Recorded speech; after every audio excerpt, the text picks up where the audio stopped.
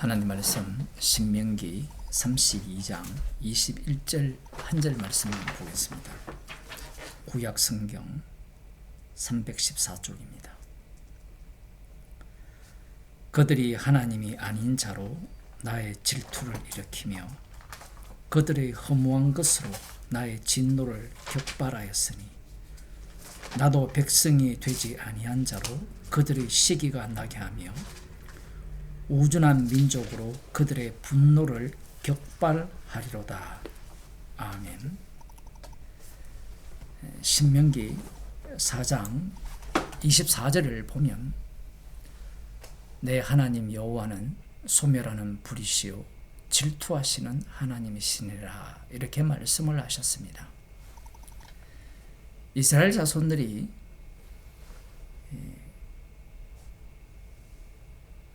하나님이 아닌 자로 하나님의 질투를 일으킨다 이렇게 말씀하고 계시죠. 하나님이 아닌 것은 우상입니다. 우상을 섬김으로 말미암아 하나님께서 질투하신다라는 거예요.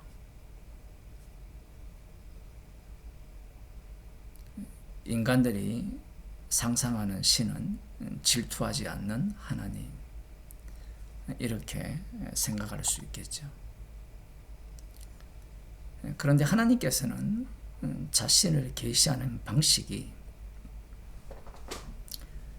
독특하게도 죄를 지은 인간 가운데로 들어오셔서 자신을 계시합니다. 마귀는 이것을 모르죠. 그래서 인간들은 하나님을 상정을 할 때 자신이 생각하는 최상의 신을 상상을 하는 겁니다. 하나님께서는 우상을 섬기는 자신의 아들을 두시고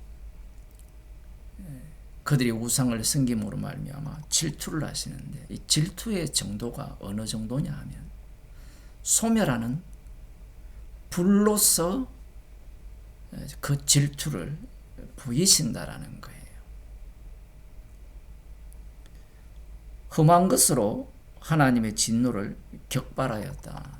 이 허무하다라는 것은 헛되다라는 것인데 헛된 것들은 나무, 돌, 하늘, 별, 태양, 달, 사람, 그러한 모양으로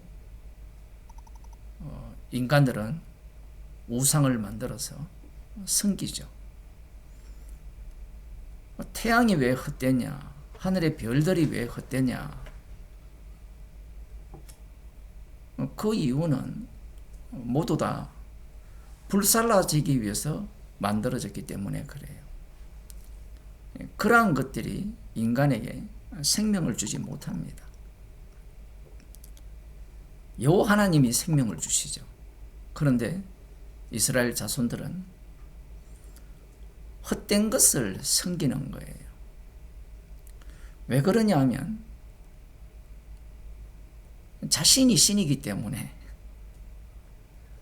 인간 자체가 신이기 때문에 자신이 상상하는 바를 나무에나 하늘에나 아니면 달에나 해나 별들에 투영을 하여서 그러한 것들이 자신이 소망하는 바를 이루어 줄 것이라 그렇게 생각을 하는 겁니다.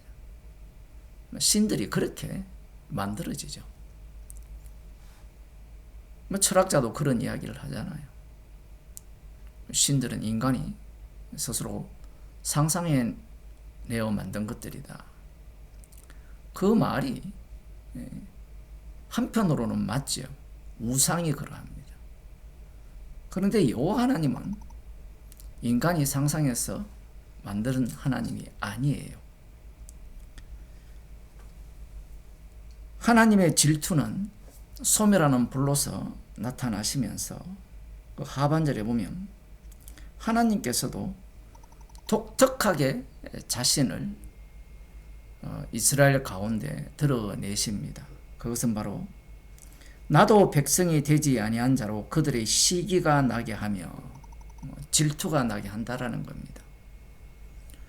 하나님의 아들인 이스라엘이 하나님의 질투를 야기시켰죠. 우상 숭배를 함으로 말미암아. 여기에 대해서 하나님께서 똑같이 이스라엘 백성들에게 대응을 하시는데 그 방식이 뭐냐면 백성이 되지 않은 달리 말하면 애굽 사람 같은 그러한 이방인들, 유대인들이 보기에는 개와 돼지처럼 여겨지는 이방인들로 말미암아 질투를 일으키겠다라는 겁니다. 우둔한 백성으로 그들의 분노를 격발하겠다. 우둔한 백성이라는 것은 바보죠, 바보. 어리석은 백성. 조금 더 깊이 들어가면 말씀을 알지 못하는 백성으로 구원을 하여서, 그들을 구원하여서 하나님의 아들이라고 여기는 이스라엘로 분노를 격발시키겠다라는 하나님의 계획을 말씀하는 겁니다. 이 본문은 약속의 땅에 들어간 이스라엘 백성들도 보겠지만 여호와의 날인 종말 때에 남은 자들이라고 자청하는 바리새인과 서기관들도 이 본문을 읽고 해석을 할 겁니다. 그러면 그들이 이걸 어떻게 해석하느냐? 굉장히 중요해요. 왜 중요하냐면 그들의 해석이 오늘날 나름 똑똑하다고 하는 자들의 해석과 똑같기 때문에 그렇습니다. 이 말씀을 보면 이들은 이 말씀을 삭제하는 방식을 취합니다. 삭제하는 방식을 취한다는 말은 마치 선악과를 따먹지 말라라는 하나님의 말씀을 제거하는 방식은 선악과를 따먹어버리는 방식이죠. 그러면 자신들에게는 더 이상 선악과를 따먹지 말라는 말씀이 소용이 없잖아요. 작동을 할 수 없는 겁니다. 그처럼 이 말씀 자체를 없애는 방식은 하나님께서 하나님의 백성이 아는 자들로 질투를 일으킬 수 없도록 하는 방식이죠. 그것은 자신들이 하나님의 말씀대로 살아가는 방식입니다. 율법대로 살아버리면 하나님이 자신들에게 질투하는 하나님으로 나타나셔서 불러서 심판하지 않을 것이고, 그러면 하나님의 백성이 아닌 자들로 말미암아 이 하나님의 아들이라 여겨지는 이스라엘이 이 질투를 일으키는 그러한 일을 하나님이 하지 아니할 것이라 그렇게 생각을 한 겁니다. 그래서 예수님이 오셨을 때 당시에 이 바리새인과 서기관들을 보면 율법의 의로는 흠이 없는 모습을 보인다는 거예요. 11조를 하는 모습을 보세요. 안식일을 지키는 모습을 보세요. 요즘 6월절을 지킨다, 안식일을 지킨다 이런 사이비들이 지키는 것과 비교할 수 없을 만큼 율법의 의로는 흠이 없는 모습을 보입니다. 왜 그러냐면 오늘 본문을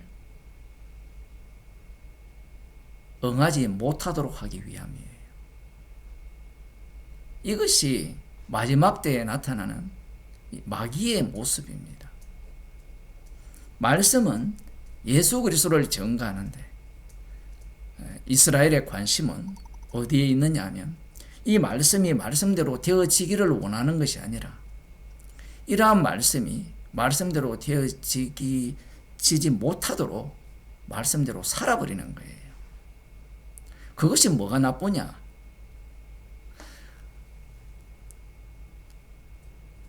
그러한 태도가, 말씀대로 산 태도가 하나님의 아들인 예수님을 살해해버립니다. 이들은 소멸하는 불은 자신들의 과거 조상들에게 족하다라고 생각한 거예요. 그러니 자신들에게는 세례 요한이 외친 이 불의 심판은 임하지 않을 것이라 이렇게 확신한 겁니다. 그러한 자들이 예수님을 살해한 거예요.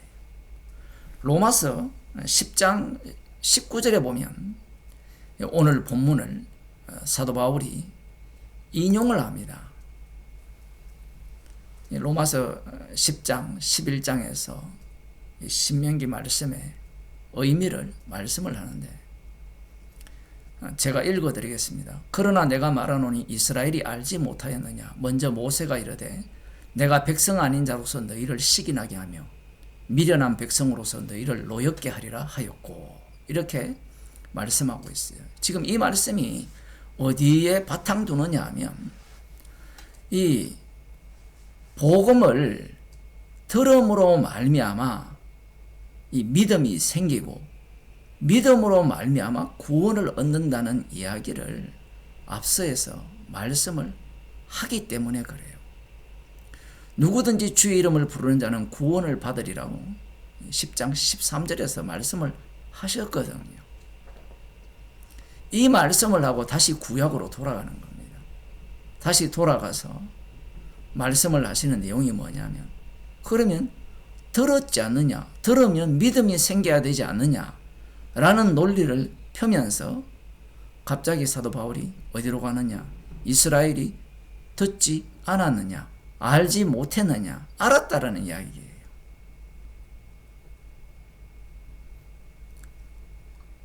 알았는데 그들이 안 듣죠.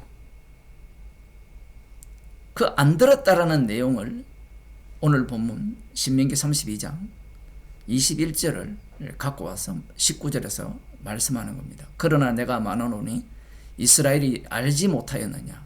먼저 모세가 이르되 내가 백성 아닌 자로서 너희를 시기하게 하며 미련한 백성으로서 너희를 노엽게 하리라 하였고, 이 말씀을 바탕으로 하여서 이사야 선지자는 20절에 보면 매우 담대하여 내가 나를 찾지 아니하는 자들에게 찾음받고 내게 묻지 아니하는 자들에게 나타났노라 말하였고, 이스라엘에 대하여 이르되 순종하지 아니하고 거슬러 말하는 백성에게 내가 종일 내 손을 벌렸노라 하였느니라.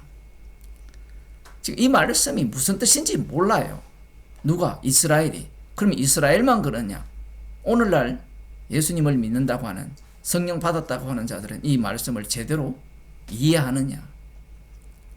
제가 보기에는 대부분이 제대로 이해를 못한 거예요.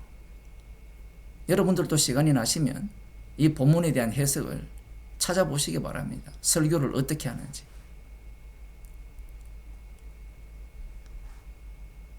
모든 것이 어디에 귀결되느냐 하면 구원이에요. 이방인의 구원, 온 이스라엘의 구원. 지금 그렇게 되어버리면 여기에서 무엇이 빠져버렸느냐 하면 질투하는 하나님, 소멸하는 불이 사라져버려요.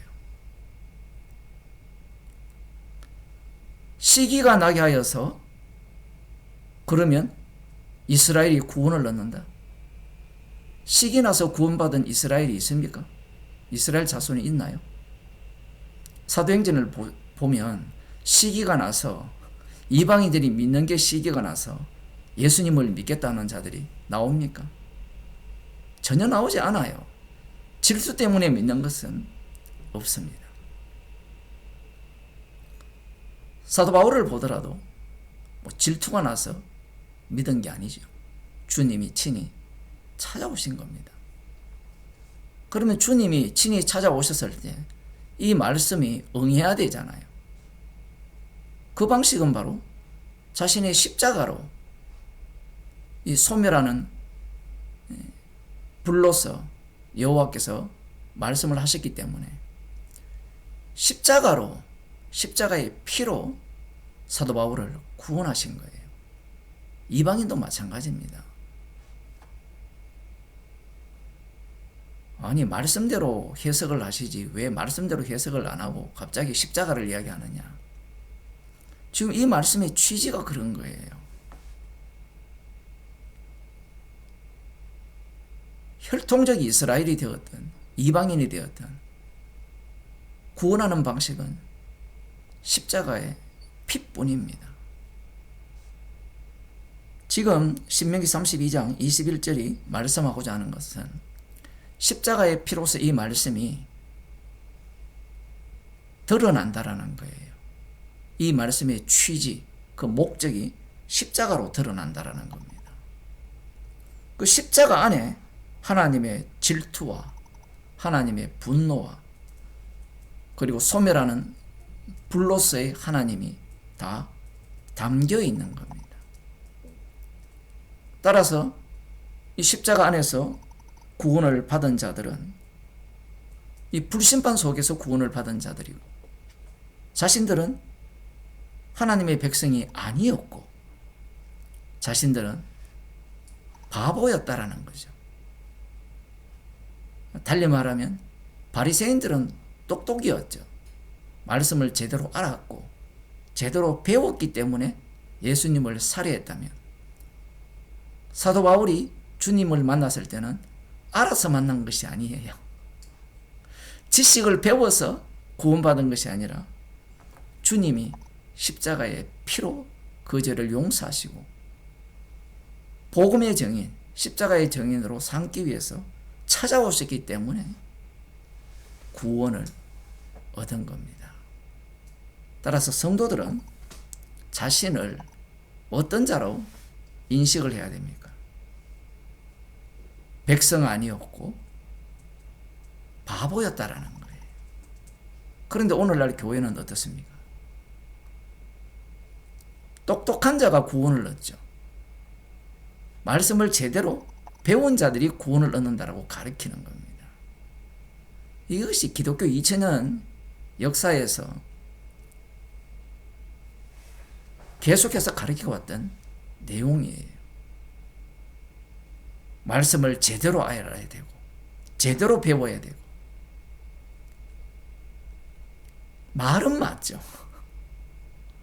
제대로 배우게 되면, 말씀을 제대로 알게 되면 우리는 바보고 어리석은 자고 오로지 하나님의 아들의 피 흘리심으로만이 구원을 얻었고, 그 피를 자랑케 하기 위해서, 증거하기 위해서 하나님의 백성으로 만들어졌다는 사실을 알게 되는 겁니다. 기도하겠습니다. 하나님 아버지,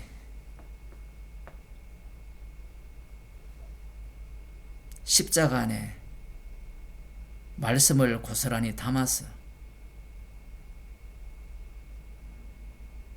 모든 것을 이루셔서